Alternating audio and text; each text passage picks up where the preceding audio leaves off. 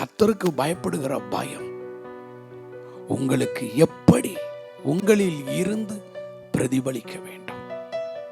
முதலாவது, பாவத்தை அருவருத்து விடுங்கள்.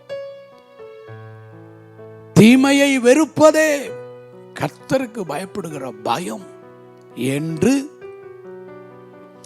நீதிமொழிகள் 8:13 சொல்லுகிறது.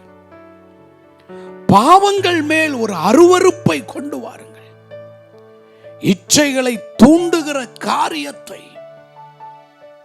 இச்சையை தூண்டுகிற நபர்களை ஒரு பாம்பை பார்ப்பது போல பாருங்கள்.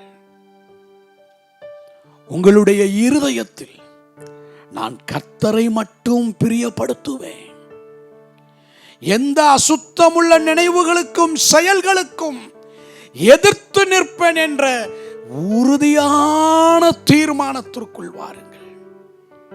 உங்களுடைய உள்ளத்தில் கர்த்தருக்கு பயப்படுகிற பயம் இருக்கும் என்றால் அவரையே நேசித்து உலகத்தின் சிற்றின்பங்களை பார்க்கும் பொழுது சீ என்று அதை உதறி தள்ளிவிடுவீர்கள்.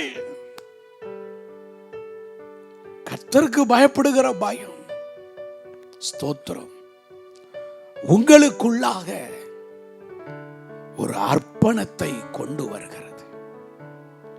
அவருக்காக எதையாகிலும் செய்ய அர்ப்பணிக்க தீர்மானித்து நீங்கள் ஒப்பு கொடுத்து விடுவீர்கள்.